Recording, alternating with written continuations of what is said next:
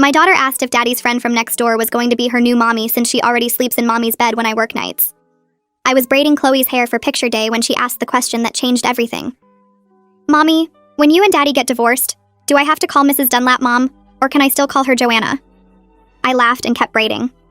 Sweet pea, Daddy and I aren't getting divorced. Where did you get that idea? But Joanna said she's moving in after you move out. She already picked which room will be mine at her house. I put down the brush. Chloe, when did Mrs. Dunlap say this? Yesterday when she was here. She measured my room with that tape thing, said she needs to know what furniture to buy for when I stay with her and Daddy. Daddy said not to tell you because it's a surprise. Honey, I think you misunderstood. Joanna was probably just being silly. No, Mommy, she was serious. She already sleeps here when you work nights, in your bed. She leaves before you get home, but sometimes I see her. The hospital had me working 3 night shifts a week. Richard stayed home with Chloe those nights. When does Joanna come over? Right after you leave for work. Daddy tells me to go to bed early on your work nights, but I can hear them talking. Sometimes Joanna reads me stories if I can't sleep. She says she's practicing for when I'm her real daughter. I felt my chest tighten. What kind of stories? The ones she writes. About a princess whose mommy has to go away so a better mommy can take care of her. She says they're just pretend, but the princess looks like me in the pictures she draws. My hand stilled in Chloe's hair. Does Daddy know about these stories? He helped write them. He told Joanna what my favorite things are so the princess would be just like me. They have a whole notebook. I finished the braid mechanically. Chloe, I need you to tell me everything about when Joanna visits. She counted on her fingers. She comes over Monday, Wednesday, and Thursday nights. Those were my shift nights. She brings dinner sometimes. Last week she brought her overnight bag. She keeps clothes in Mommy's closet now. The left side where you keep your dresses. What? She moved your dresses to the guest room closet, said she needs space for her work clothes since she'll be here more. Daddy helped her carry them. I dropped Chloe at school and went straight home. Richard was in the kitchen on his laptop. He looked up and smiled. Hey, thought you were doing groceries after drop-off. I went to our bedroom closet. The left side was full of clothes I didn't recognize.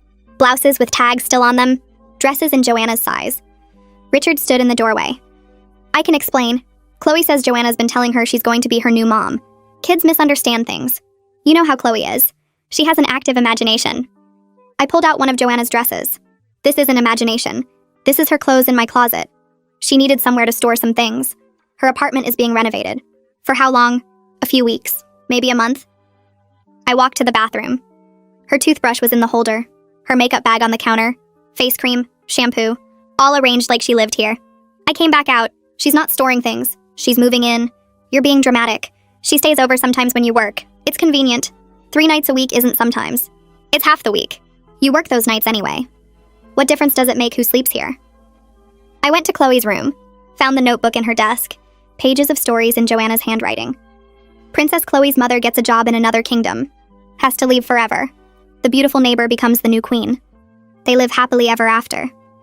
At the bottom of one page, in Richard's writing, perfect. Chloe will love this when we tell her. I brought the notebook downstairs. When exactly were you planning to tell our daughter I was leaving? Richard looked at the notebook. Those are just stories. Joanna likes creative writing. Stories about me disappearing and her replacing me. With notes from you about timing. Lisa, you're never here. You work constantly. Even when you're home, you're exhausted. Chloe barely sees you. She needs stability. A mother figure who's present. Joanna's here. She's been more of a mother these past months than you have. I work night shifts to pay for this house. Our life. While you build your consulting business from home. That's the arrangement we made. Arrangements change. Joanna understands what Chloe needs. What I need. She doesn't have to work. Her divorce settlement was generous. She can be here full time. So you're planning to replace me with someone who doesn't need to work. Who can play house while I pay the bills. No one's replacing you. You're choosing to be absent. I'm choosing to find someone who can be present. I looked at him. My husband of 9 years. Planning my erasure while I work to support us. I'm going to make you regret doing this to me. I picked up my phone and called the hospital. My supervisor answered on the second ring. I need to take a sick day. My voice stayed steady even though my hands were shaking. She asked if I was okay and I said yes, just a personal emergency. She told me to take care of myself and not to worry about coverage. I hung up and looked at Richard still standing in the kitchen doorway. I'm going to document everything before you make it disappear. He started to speak, but I walked past him to the bedroom. I pulled out my phone and started taking pictures. Every blouse hanging in my closet with the tag still attached. Every dress in Joanna's size taking up space where my clothes used to be. I opened each item and photographed the price tags, the brand labels, the size markers. I moved to the bathroom and photographed her toothbrush in the holder next to mine. Her makeup bag sitting on the counter like she lived here. Her face cream, her shampoo, her hair products all lined up on my shelf. I went to Chloe's room and found the measuring tape on her dresser, photographed it with the timestamp visible. Went back and took more pictures of the notebook, every page of those stories about the princess whose mother disappears. I photographed Richard's handwriting at the bottom of the pages. Perfect. Chloe will love this when we tell her. I backed up every photo to 3 different cloud accounts. Richard followed me around the house asking what I was doing. I ignored him and kept taking pictures. Evidence of a woman moving into my house while I worked to pay for it. Proof that my husband was planning to erase me from my daughter's life. When I finished, I sat down at the kitchen table and pulled up my work email on my phone. I typed a message to Nora asking if she could meet with me privately after her shift ended. Personal emergency that might affect my schedule. She responded within 5 minutes saying she'd meet me in the staff break room at 7. I looked at the clock. 4 hours. I spent those hours sitting at the kitchen table going through my phone, organizing the photos into folders. Richard stayed in his office. I could hear him on the phone but couldn't make out the words. Probably calling Joanna to warn her. At 6:30, I drove to the hospital. Nora was already in the break room when I got there. She closed the door and sat down across from me. I showed her everything. The photos of Joanna's belongings in my house. The notebook with the stories about making me disappear. Richard's notes about timing. Nora listened without interrupting. When I finished, she reached across the table and squeezed my hand. I've been a nurse for 30 years. I've seen men try this before. They paint the working mother as absent while they play house with someone new. She pulled out her tablet and started typing. I'm documenting your work performance right now. Your attendance records. The fact that you've never shown any signs of the neglectful parenting he described. You're one of our best nurses. You show up on time, you're professional, you care about your patients. If he tries to claim you're unstable or neglecting your job, we'll have documentation that proves otherwise. She saved the file and sent it to her personal email. This is off the record, but on the record if you need it. I thanked her and she hugged me before I left. I sat in my car in the hospital parking lot and pulled up my phone. Searched for divorce attorneys in my area. Found 3 that specialized in custody cases. The third one was Grace Schaefer. Her website showed case results where she'd won custody for parents whose ex-partners tried to erase them. Parental alienation cases. I read through her bio. 20 years of family law experience. Former child psychologist before law school. I called her office. The receptionist said they were closed, but I could leave a message. I started explaining and she interrupted me. Hold on. Let me see if Grace is still here. Music played for 30 seconds. Then a woman's voice came on the line. This is Grace Schaefer. My receptionist said you have an emergency custody situation. I told her everything. The notebooks. Joanna's belongings in my house. Richard's plan to replace me. The stories they wrote together preparing my daughter for my disappearance. Grace listened and I could hear her typing. Can you come to my office right now? I'll wait. I drove straight there. Her office was downtown in a building with other law firms. She met me in the lobby and took me back to her office. Sat me down and pulled out a recorder. I'm going to record everything you tell me. Then I need to see all the evidence on your phone. She recorded my entire story. 40 minutes of me explaining how I discovered my husband was planning to erase me from my daughter's life. When I finished, she had me email her all the photos. She pulled them up on her computer and went through each one. This shows premeditation. He's been planning this for months. That's going to work against him in custody proceedings. Grace made notes on a legal pad while she talked. The notebook stories are particularly damaging. He's literally preparing your daughter to accept your disappearance. That's textbook parental alienation. She looked up at me. My brother is a private investigator. I want to bring him in immediately to document Joanna's presence at your house during your work shifts. We need surveillance footage of her coming and going. Proof that this isn't just storage like your husband claims. She picked up her phone and called someone. Kieran, I need you at my office now. Emergency custody case. She hung up and looked at me. He'll be here in 20 minutes.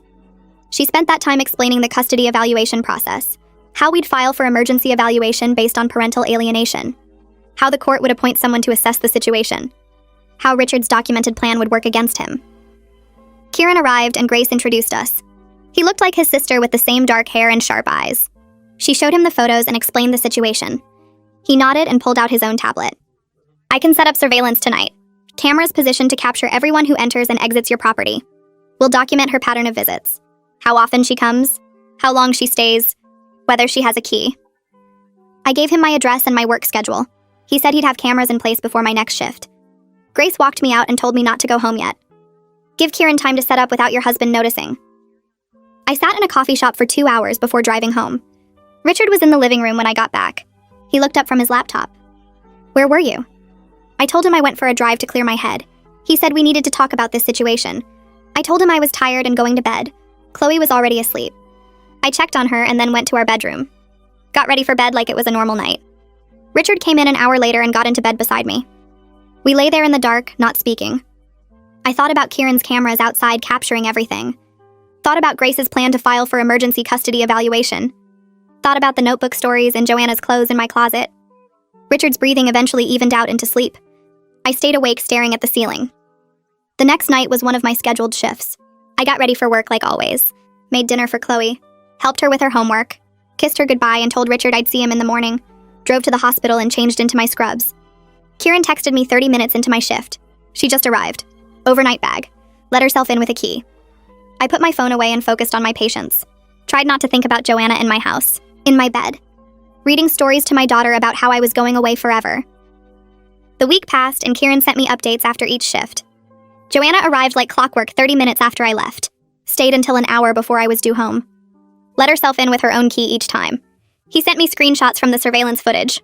Joanna walking up my driveway with bags. Joanna carrying boxes into my house. Joanna moving more of her belongings in while I worked to pay the mortgage. Grace called me on Friday. We have everything we need. Clear pattern of systematic infiltration. I'm filing for emergency custody evaluation on Monday. She explained that the filing would include the notebook stories, the photos of Joanna's belongings, and Kieran's surveillance footage. The court would see documented proof that Richard planned to remove me from Chloe's life and replace me with his affair partner. I asked how long the process would take. She said emergency evaluations usually got scheduled within 2 weeks. The evaluator would interview both of us, interview Chloe, review all the evidence, then make a recommendation to the court about custody arrangements. I thanked her and hung up. Went through the motions of my shift, checked vitals, administered medications, comforted patients, all while knowing that on Monday everything would change. Grace filed the paperwork first thing Monday morning. Emergency custody evaluation based on parental alienation and documented plan to remove mother from child's life. She called me at lunch to confirm it was done. Now we wait for Richard to get served. That happened Tuesday afternoon. I was at work when my phone rang. Richard screaming so loud I had to hold the phone away from my ear. What did you do? You filed for divorce? For custody evaluation? You're overreacting to a simple friendship. I stayed calm. My attorney will handle all communication from now on. He kept screaming about how I was ruining everything, how Joanna was just helping out, how I was being dramatic and making something out of nothing. I told him to have his attorney contact Grace and then I hung up. He called back immediately. I sent it to voicemail, called Grace and told her Richard was trying to contact me. She said she'd handle it. Let him leave voicemails. Let him send texts. Everything he says just builds our case. I went back to work, focused on my patients, checked my phone during breaks and saw 15 missed calls from Richard, 12 voicemails, 20 texts, all of them getting more frantic, all of them showing exactly the kind of behavior Grace said would work against him. I forwarded everything to Grace and put my phone on silent, finished my shift and drove home. Joanna was waiting in my driveway when I pulled in. She stood next to her car with her arms crossed. I grabbed my phone and opened the voice recorder app before I got out, started recording and slipped it into my scrub pocket with the microphone facing out. You need to stop this nonsense. She walked toward me. Richard told me you filed for divorce, that you're trying to take Chloe away from him. I kept my distance. You've been staying in my house while I work, sleeping in my bed, writing stories to my daughter about me leaving. Those are just stories. Creative writing. You're making this into something it's not. You told Chloe she'd be your daughter, that you picked out which room would be hers. Chloe misunderstood. Kids do that. She twisted innocent conversations into something dramatic. I held my ground. How long have you been sleeping with my husband? She stopped. That's none of your business. It became my business when you started planning to replace me as Chloe's mother. No one's replacing you. You're barely here anyway, working all those night shifts. Chloe needs someone present. Someone who can actually be a mother to her. I work to pay for the house you've been moving into. Richard and I have been together for 6 months. She said it like she was proud. He's unhappy. He needs someone who understands him, who can be there for him and Chloe when you're always at the hospital. So you decided to infiltrate my home, move your belongings in, write stories preparing my daughter for my departure. I'm not infiltrating anything. Richard invited me. He wants me there. Chloe likes me. She talks to me about things she can't talk to you about because you're never around. I pulled out my phone, showed her I'd been recording. Every word she just said was captured. Her face went white. You can't record me without permission. Actually, I can. Single-party consent state. I only need my own permission to record conversations I'm part of. You tricked me. I documented you admitting to a 6-month affair and your plan to take over my role as Chloe's mother. That's not a trick. That's evidence. She stepped toward me. Delete that right now. I backed toward my front door. Stay away from me and my family. Your family? Richard wants to be with me. Chloe needs a real mother, not someone who works all the time and comes home too tired to care. I went inside and locked the door. Sent the recording to Grace immediately with a message about Joanna confronting me in my driveway. Grace called within 5 minutes. That recording is perfect. She's admitting everything. I'm filing for a restraining order today. This shows harassment and her documented intention to replace you as Chloe's mother. How fast can you get it? Emergency orders can be granted same day if the judge sees immediate danger. Her confronting you at your home after you filed for divorce shows escalating behavior. The recording proves her obsession with taking your place. Grace filed the paperwork that afternoon. Included the recording, photos of Joanna's belongings in my house, and the notebook stories. The judge reviewed everything and granted a temporary restraining order by 5 that evening. Joanna couldn't come within 100 yards of me, Chloe, or our home. Richard called me screaming when he got the notification. You got a restraining order against Joanna? She was just trying to talk to you. She admitted on tape to a 6-month affair. To planning to replace me as Chloe's mother. That's not just talking. This is insane. You're destroying everything over a misunderstanding. Have your attorney contact Grace. I hung up. 2 days later, I was at work when my phone rang. Unknown number. I almost didn't answer, but something made me pick up. Mrs. Turner? This is Officer Taylor with the police department. We're at your residence responding to a restraining order violation. My heart jumped. What happened? Your neighbor called to report that a woman matching the description of Joanna Dunlap entered your home approximately 30 minutes ago. We arrived and found Miss Dunlap in your bedroom going through your personal belongings. Your husband let her in despite being served with the restraining order yesterday. Is Chloe there? No, ma'am. Your husband said she's at the school. We're placing Miss Dunlap under arrest for violating the protective order. I thanked him and called Grace. She said the violation would strengthen our custody case. Richard knowingly brought Joanna into the home in direct violation of a court order. That showed disregard for legal boundaries and Chloe's safety. The custody evaluator called me 3 days later. Her name was Brooke Pate. She wanted to schedule interviews with me, Richard, and Chloe. I got the first appointment. I arrived at her office with a folder full of evidence. The notebooks, screenshots from Kieran's surveillance footage, photos of Joanna's belongings in my home, transcripts of Chloe's innocent revelations about the stories. Brooke reviewed everything carefully. Her expression shifted from professional neutrality to visible concern as she read through the notebooks, the stories about the princess whose mother had to leave forever. Richard's notes in the margins about timing and how Chloe would react. This is very troubling. She looked up at me. These stories appear designed to normalize maternal abandonment to your daughter. That's exactly what they were doing. Preparing her to accept me leaving so Joanna could take my place. And your husband participated in creating these stories? His handwriting is in the margins. He told Joanna details about Chloe's favorite things, so the princess would be just like her. Brooke made notes. How has Chloe responded to all of this? She's confused. She thought Joanna was going to be her new mother because that's what they told her. She didn't understand why I'd be leaving, but they kept saying it would be better. Has your daughter expressed distress about the situation? She asked me if I was really staying. If the stories were true. She's 7 years old, and 2 adults spent months preparing her for her mother to disappear. Brooke scheduled Chloe's interview for the next day. I sat in the room with my daughter as Brooke asked gentle questions about Joanna and the stories. Chloe talked about the notebook. About how Joanna wrote stories where the princess's mommy got a job far away and couldn't come back. How the beautiful neighbor became the new queen and everyone was happy. Did you want a new mommy? Brooke asked. Chloe shook her head. No, but Daddy and Joanna said it would be better. That mommy was too tired to take care of me, right? That Joanna could do better because she didn't have to work.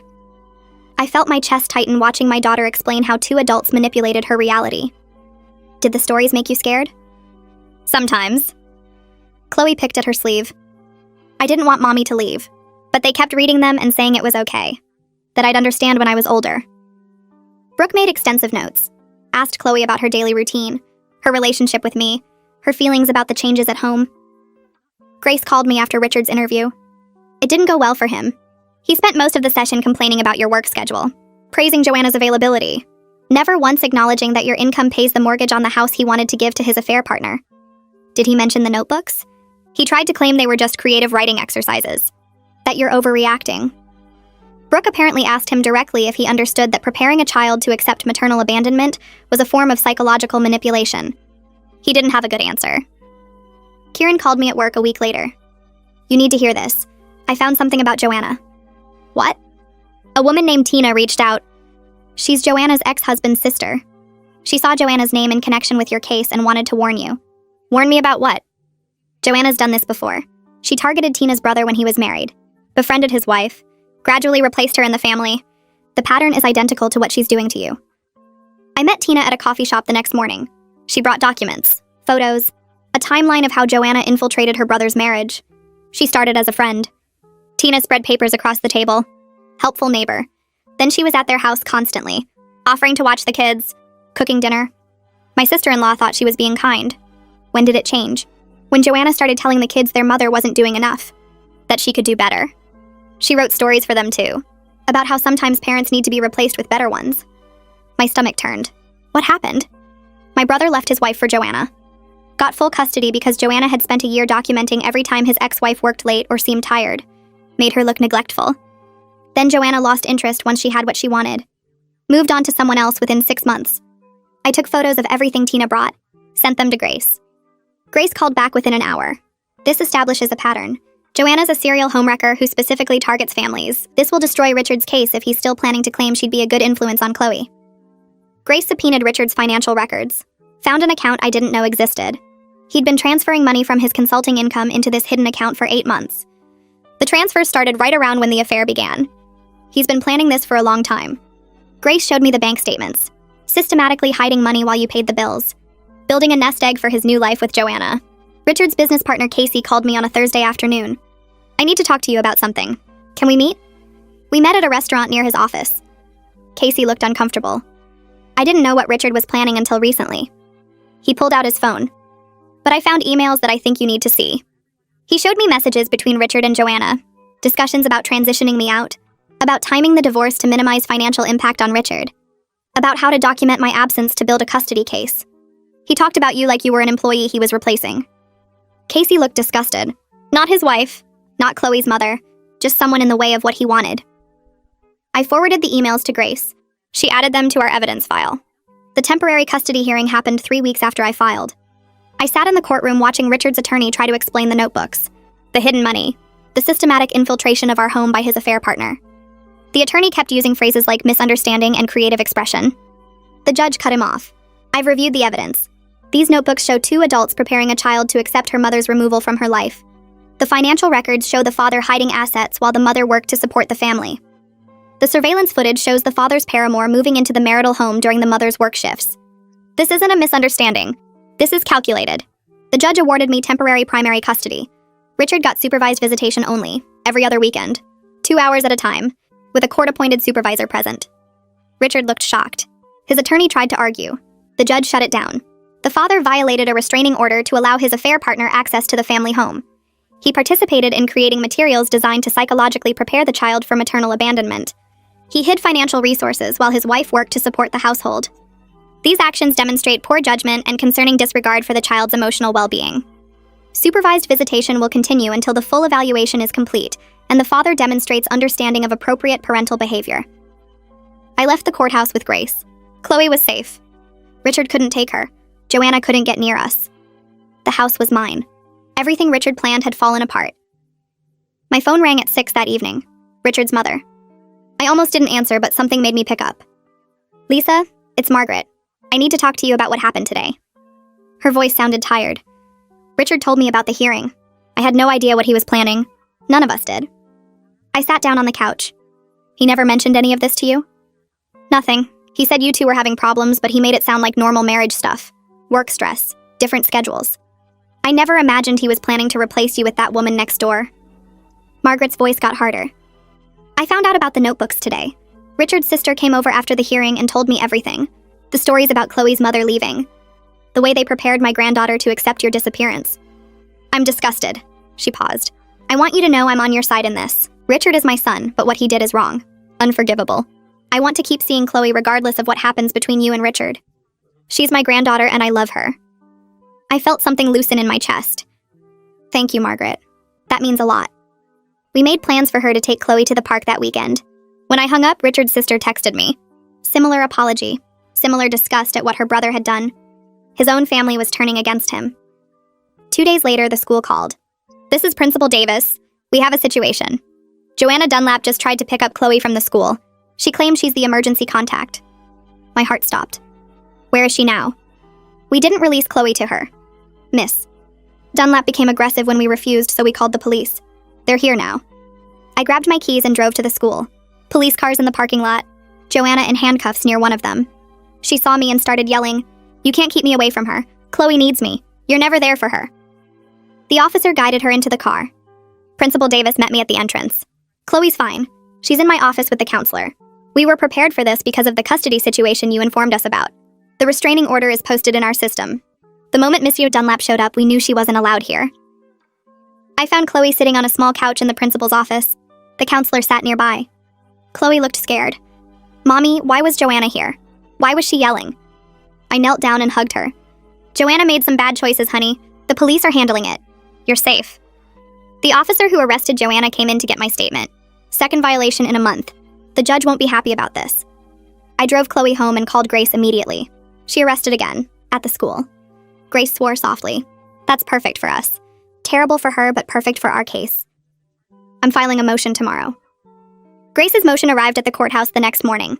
I got a copy by email.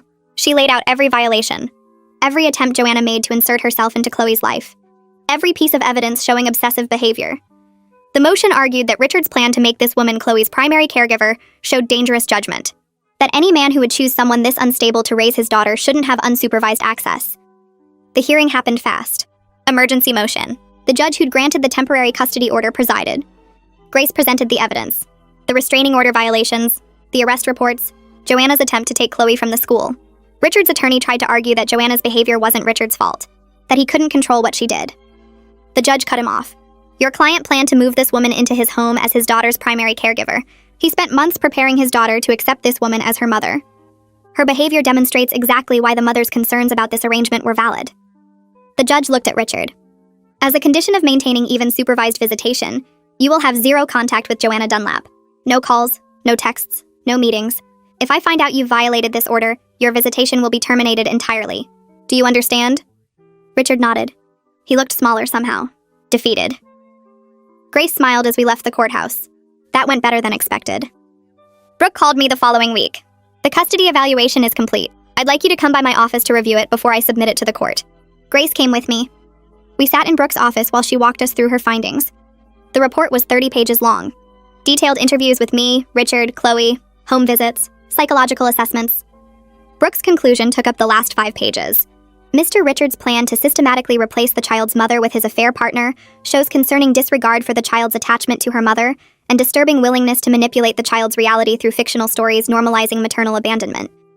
The father's behavior suggests he views parenting as a role that can be filled by any available woman, rather than understanding the specific and irreplaceable bond between this child and her mother. Brooke looked at me. I'm recommending primary physical custody to you with supervised visitation for the father. The evidence is overwhelming that he prioritized his relationship with his affair partner over his daughter's emotional well-being. Grace squeezed my hand. This is exactly what we needed. Richard's attorney called Grace 2 days later requesting a meeting. Settlement negotiation. We met at Grace's office. Richard's attorney looked tired. My client is willing to agree to primary custody for Lisa if she'll accept unsupervised visitation and joint decision-making on major issues. Education, medical care, religious upbringing. Grace looked at me. We stepped into the hallway. This is a good offer. You'd get what you want without going through a full trial. But I thought about the notebooks. The stories preparing Chloe to accept my disappearance. Richard's face when he told me I was choosing to be absent. No, I want the judge to hear everything. Richard needs to face full consequences for trying to erase me from my daughter's life. Grace nodded. Then we go to trial. We went back into the conference room. My client declines your offer. We'll see you at the final hearing. Richard's attorney packed up his briefcase without another word. The final hearing was scheduled for exactly 2 months after I first filed. The courthouse felt different this time.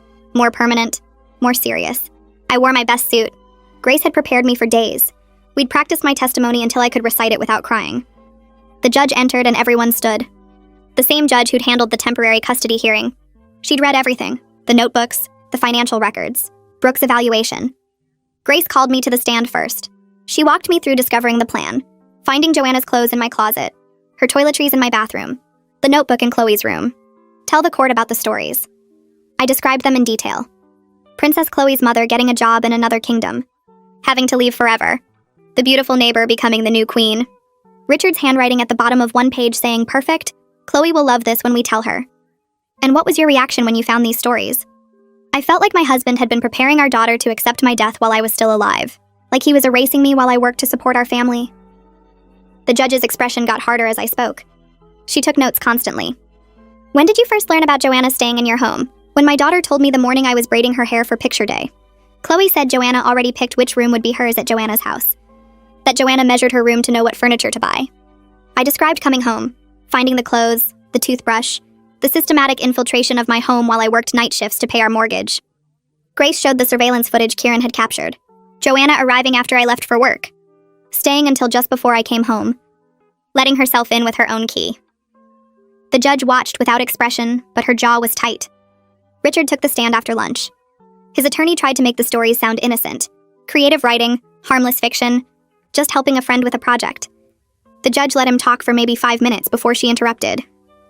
Mr. Richard, did you plan to divorce your wife and move Joanna Dunlap into her role as your daughter's primary caregiver? Richard's attorney objected.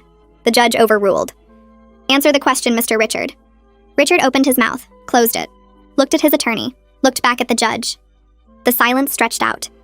That silence said everything. The judge made another note. Let me rephrase. Did you participate in writing stories with Miss Dunlap that depicted your daughter's mother leaving permanently? Yes, but they were just stories. Did you allow Miss Dunlap to move her belongings into the marital home while your wife worked to support the family? She needed somewhere to store things temporarily. Did you hide income and accounts your wife didn't know about while planning to end your marriage? I was protecting my business assets. The judge held up her hand. That's enough. She looked at the courtroom. I've reviewed all the evidence in this case. The notebooks, the financial records, the surveillance footage, the custody evaluator's report. This is one of the most calculated attempts at parental replacement I've seen in my years on the bench. She looked directly at Richard. You spent months systematically preparing your daughter to accept her mother's removal from her life. You allowed your affair partner to infiltrate the family home. You hid financial resources while your wife worked to support the household. Your behavior shows profound disregard for your daughter's emotional well-being and disturbing willingness to manipulate a child's understanding of reality. The judge's ruling came immediately. No recess for deliberation. Primary physical custody is awarded to Lisa. Richard will have supervised visitation every other weekend. 2 hours per visit, with a court-appointed supervisor present. Child support will be calculated based on Richard's full income, including the previously hidden accounts. Richard is ordered to attend co-parenting classes focused on respecting the child's relationship with both parents. She paused and looked at Richard again. Any further attempts to interfere with the mother's relationship with the child will result in termination of parental rights. This court takes parental alienation seriously, and your behavior constitutes a clear attempt to alienate this child from her mother. Richard's face went white. His attorney put a hand on his shoulder, but Richard shook it off. Grace and I left the courthouse together. You did it. Full custody, child support, supervised visitation, everything you wanted. I felt lighter than I had in months. Chloe was safe. Richard couldn't take her. The house was mine. The divorce proceedings moved faster after the custody ruling. Grace negotiated from a position of strength. I keep the house since my income pays the mortgage and Chloe needs stability. Richard has to buy out my share of his consulting business. The hidden accounts get split 50-50. Richard's attorney barely fought any of it. His client had no leverage left. The judge had made it clear what she thought of Richard's behavior. Fighting would only make things worse.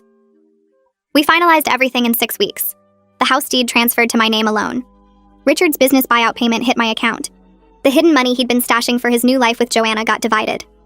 Grace called when the final papers were signed. You're officially divorced, and you got everything. The house, primary custody, child support, full financial settlement. I hung up and looked around my living room, legally mine. No more Richard, no more Joanna, just me and Chloe building our life. Joanna's sentencing hearing happened a week later. Grace went with me even though I wasn't testifying. The prosecutor had enough evidence without my testimony. 2 restraining order violations, 1 arrest at my home, 1 arrest at Chloe's school. The prosecutor laid out a pattern of obsessive behavior, attempts to insert herself into a child's life, refusal to respect court orders. The judge looked through the file. Miss Dunlap, you've been arrested twice in 1 month for violating a restraining order. You attempted to remove a child from the school without authorization. You entered a home you were explicitly ordered to stay away from. Your behavior demonstrates an obsession that warrants serious consequences. 6 months in county jail. No early release. No contact with the family after release. Joanna started crying. Her attorney tried to argue. The judge wasn't interested. This sentence reflects the seriousness of your actions and the need to protect this family from further harassment. Joanna got led away in handcuffs. Grace and I walked out into the sunshine. 6 months. She'll be gone while you and Chloe rebuild. I felt relief wash over me. No more looking over my shoulder. No more worrying about Joanna showing up. 6 months of peace to help Chloe heal. I found a therapist for Chloe the week after Joanna's sentencing. Dr. Miller specialized in helping kids recover from parental alienation. Her office had toys and books scattered around, making it feel safe instead of clinical. I sat in the waiting room during that first session, flipping through magazines without reading them. When Dr. Miller brought Chloe out 45 minutes later, my daughter looked lighter somehow. Over the next weeks, I watched Chloe slowly unpack everything Richard and Joanna had planted in her mind. Dr. Miller used play therapy, letting Chloe act out scenarios with dolls. One afternoon when I picked her up, Dr. Miller pulled me aside to say Chloe had spent the session making the mommy doll stay with the daughter doll instead of leaving. Progress came in small moments. Chloe stopped flinching when I mentioned working at the hospital. She stopped asking if I was tired, stopped watching me like she expected me to disappear. 3 weeks into therapy, she crawled into my lap at bedtime and asked if I was really staying forever. I held her close and promised that nothing would ever make me leave her. She fell asleep in my arms that night, something she hadn't done in months. Richard's first supervised visit happened at a community center 2 weeks after the custody ruling. His mother agreed to supervise, arriving early to set ground rules with him before Chloe came in. I watched through the observation window as Richard tried to explain to Chloe why he couldn't see her alone anymore. He stumbled over his words, reaching for her hand while she sat stiff in her chair. His mother redirected him when he started complaining about the custody arrangement. She made him focus on Chloe, asking our daughter about school and her friends. After the visit, Richard's mother walked me to my car and told me privately that she made sure he focused on Chloe, instead of trying to justify what he did. She apologized again for not seeing the signs earlier. The visits continued every other weekend. Awkward, but incident-free, Richard's mother sent me updates after each one, documenting how he interacted with Chloe and whether he stayed appropriate. Grace called me 4 months after I'd first walked into her office with photos of Joanna's clothes in my closet. The divorce was finalized. I legally retained sole ownership of our home while Richard moved into a small apartment across town. Grace told me it was one of the fastest divorces she'd handled. Richard's attorney had advised him not to fight because the evidence against him was overwhelming. The house deed arrived in the mail 3 days later, my name alone on the title. I hung it in my home office, a reminder that I'd fought for this and won. Richard's buyout payment for his share of the consulting business hit my account the same week. The hidden money he'd been stashing got split down the middle. I put half in Chloe's college fund and used the rest to refinish the hardwood floors he'd always refused to fix. I met with Nora in her office at the hospital to discuss my schedule. I needed to reduce my night shifts to just 2 per week, picking up day shifts instead. I wanted to be home more in the evenings as Chloe adjusted to our new reality. Nora listened without interrupting, then pulled up the schedule on her computer and started moving shifts around. She told me she was proud of how I fought for my daughter while maintaining my professional responsibilities. She'd watched me handle the worst crisis of my life without letting it affect my patient care. The new schedule started the following week. I worked Tuesday and Friday nights, with day shifts filling out the rest. Coming home before dinner felt strange at first, but Chloe's face when I walked through the door made every adjustment worth it. Dr. Miller gave me updates after each of Chloe's therapy sessions. Real progress showed in how my daughter talked about our future. She stopped asking about Joanna, stopped mentioning the stories about the princess whose mother leaves. Instead, she talked about what we'd do together, plans that stretched months and years ahead. Dr. Miller told me during one of our parent consultations that children are resilient when they have one stable, loving parent. Chloe clearly had that in me. The notebook full of stories stayed locked in my safe, evidence I hoped never to need again, but refused to destroy. Chloe drew her own stories now, pictures of the two of us doing ordinary things like grocery shopping and watching movies. No princesses whose mothers disappeared, no beautiful neighbors taking over, just us, together and staying that way. Casey dissolved his partnership with Richard 6 weeks after the custody hearing. He called me to explain, saying he couldn't be associated with someone who tried to replace his wife like an employee. The business they'd built together split down the middle, leaving Richard scrambling to maintain clients on his own. I felt grim satisfaction knowing that Richard's plan to have Joanna support him while he pushed me out had collapsed. He was alone now, struggling financially in his small apartment, paying child support from a business that barely survived without Casey's connections. His consulting income dropped by half according to the financial disclosures his attorney had to provide. The man who'd dismissed my nursing salary as making me absent now depended on that same salary through child support to keep himself housed. 6 months after finding Joanna's clothes in my closet, I sat in my living room watching Chloe play with toys scattered across the floor. My living room, legally and fully mine. The room Joanna had once measured. planning which furniture to replace. My daughter was happy, secure, building elaborate scenarios with her dolls where families stayed together. She knew without doubt that her mother would always be here. The guest room closet still held some of my dresses that Joanna had moved, but I'd slowly been bringing them back to the main bedroom, reclaiming space that had been mine all along. The left side of my closet filled with my clothes again, tags removed, worn, and lived in. No more blouses waiting for someone else to claim my life. Richard's supervised visitation continued without incident through the fall and into winter. His relationship with Chloe slowly rebuilt around the reality that I was her primary parent, and always would be. He stopped trying to explain himself during visits, focusing instead on being present for the 2 hours every other weekend. He started being civil in our necessary communications about Chloe's schedule and school events. Perhaps he finally understood that his plan didn't just fail, it cost him everything he actually had. His mother told me he'd started therapy himself, working through whatever had made him think replacing his wife was a reasonable solution to marital problems. I didn't care about his healing process. I cared that he showed up for Chloe on time and treated our daughter with the attention she deserved. Tina called me in early spring with news about Joanna. She'd been released from jail and immediately moved to another state. Tina had been tracking her because Joanna's ex-husband got a restraining order to keep her away from their children. The pattern I'd disrupted by fighting back had been exposed. Court records from Joanna's divorce showed she'd tried the same replacement scheme with her ex-husband's girlfriend, writing stories about the children's mother leaving. Other families were now protected from her obsessive schemes because I'd documented everything and pressed charges. Tina thanked me for being brave enough to fight back when her own family hadn't known how. I hung up feeling lighter, knowing Joanna was gone and legally barred from coming near us ever again. Nora called me into her office 8 months after I'd first asked to adjust my schedule. The promotion committee wanted to offer me a charge nurse position with better pay and more day shifts. Nora told me the committee was impressed by my grace under pressure during my personal crisis. They'd reviewed my performance records and found I'd maintained excellent patient care scores even while dealing with divorce and custody proceedings. My professional competence that Richard had dismissed as absence was now recognized and rewarded. The promotion came with a significant raise and a schedule that had me home every evening by 6. I accepted immediately, thinking about how I'd use the extra money to take Chloe on a real vacation, somewhere she'd never been, making new memories that had nothing to do with Richard or Joanna or notebooks full of lies. The parent conference happened 2 weeks later on a Tuesday afternoon. I sat across from Mrs. Henderson at one of those tiny desks meant for kids, my knees bumping the underside while she pulled out a folder with Chloe's name on it. She smiled before she even opened it. "Your daughter is doing wonderfully this year. She's engaged, participates in class discussions, and her reading comprehension has improved significantly." I felt myself relax slightly, grateful for good news after so many months of fighting. Mrs. Henderson flipped through some papers. "But what I really wanted to tell you is how much Chloe talks about you." She beamed. "Every time we have sharing time, she mentions that her mom is a nurse who helps people. Last week during our community helpers unit, she brought in a picture of you in your scrubs and told the whole class about how you take care of sick patients at night." I felt my throat tighten. "She talks about me? All the time." Mrs. Henderson leaned forward. "She's clearly so proud of you. When we read stories about families, she always wants to share something about what you do together. Baking cookies, reading before bed, your weekend trips to the park. She feels very secure and loved." I thought about Richard's words during our confrontation. His claims that Chloe barely saw me, that my work schedule was damaging her, that she needed a more present mother figure. All of it had been lies designed to justify what he wanted to do. Mrs. Henderson closed the folder. "I've been teaching for 15 years and I can tell when a child feels neglected or insecure. Chloe is neither of those things. Whatever you're doing, it's working." I thanked her and left the school with something loosening in my chest.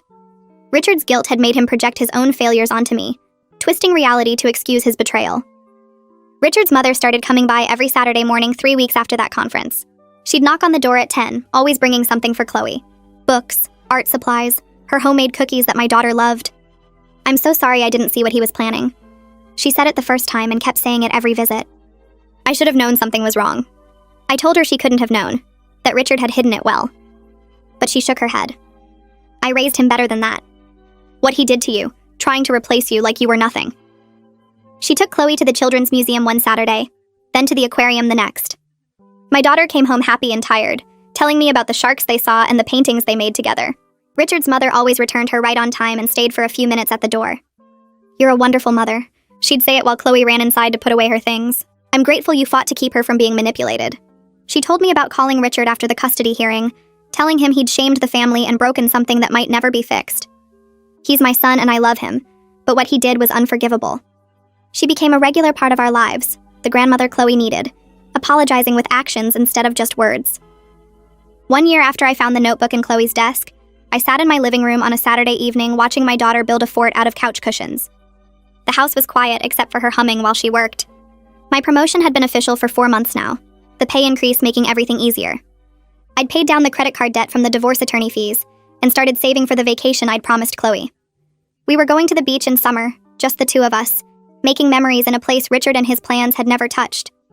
The house was mine, legally and completely. Every mortgage payment I made erased another piece of his presence. The bedroom closet held only my clothes now, the left side filled with the dresses Joanna had moved to make room for herself.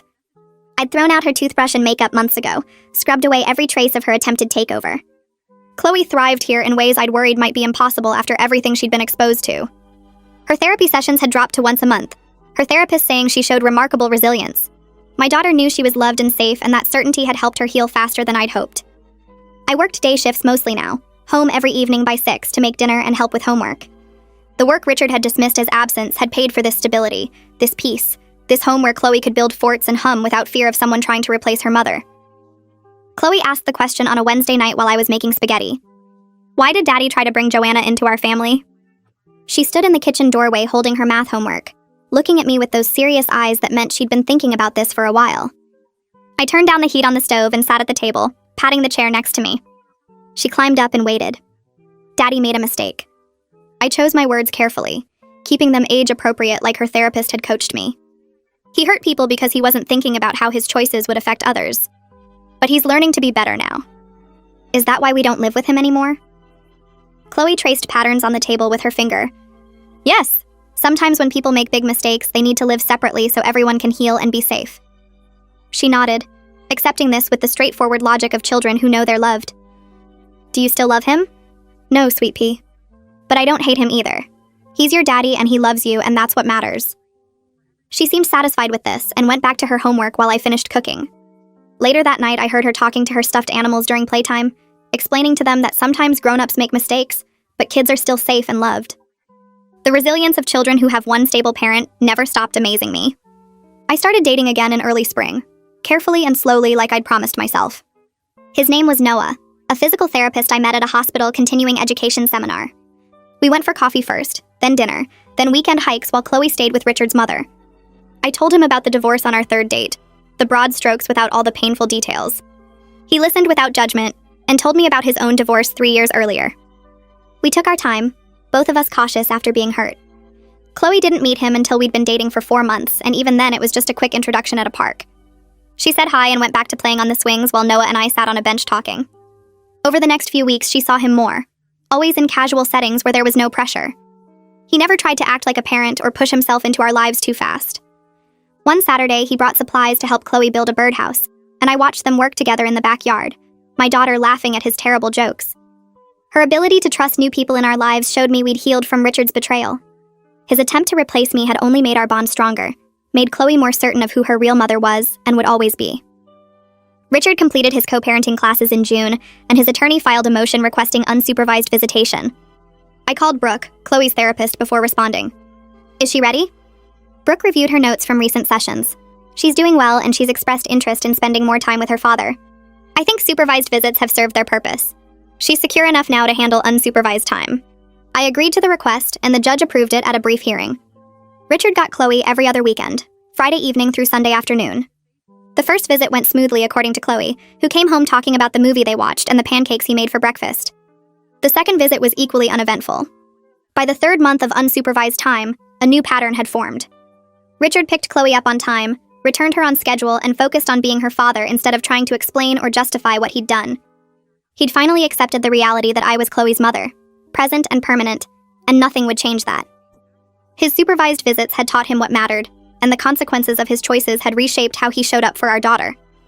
Grace texted me in late July suggesting lunch to celebrate. 1 year since you first called my office. Let me buy you a meal. We met at the Italian place downtown where we'd had our second meeting a year ago, back when everything felt overwhelming and impossible. She ordered wine and raised her glass. You're one of the strongest clients I've ever represented. I clinked my glass against hers. I couldn't have done it without you believing me. Grace shook her head. I believed you because you came in with evidence and a clear head despite being in crisis. Those notebooks, the photos, your documentation of everything. Most people in your situation are too shocked to think strategically. I took a sip of wine. I was terrified he'd actually succeed. That I'd lose Chloe to his plan. That's what made you fight so hard. Grace cut into her chicken. You understood that Richard's plan was real and dangerous. Not just a betrayal, but an active threat to your relationship with your daughter. A lot of people would have tried to smooth things over, or convince themselves it wasn't that serious. I thought about the measuring tape Joanna left in Chloe's room, the stories about the princess whose mother had to leave forever. Thank you for understanding how serious it was. Grace smiled. Thank you for trusting me to help you fight back. I tucked Chloe into bed that night in her room that still had the same furniture Joanna had measured to replace. My daughter was in her favorite pajamas, the ones with stars on them, clutching the stuffed rabbit she'd had since she was 2. Tell me a story, Mommy. She yawned and snuggled deeper under her blanket. I sat on the edge of her bed and made one up on the spot. Once upon a time, there was a princess who lived with her mother in a castle. They faced many challenges together, dragons and storms and difficult puzzles to solve. But no matter what happened, they stayed together. The princess knew her mother would always be there, and the mother knew her daughter was the most important thing in her life. They had adventures and quiet days, and sometimes things were hard, but they never separated. They stayed together through everything, and that's how they knew they'd be okay. Chloe's eyes were already closing. Do they live happily ever after? They live together ever after. I kissed her forehead, which is even better. She smiled in her sleep, and I stayed there for a few minutes watching her breathe. This story, unlike the others, was true. We'd stay together through everything because I'd fought for that truth and won.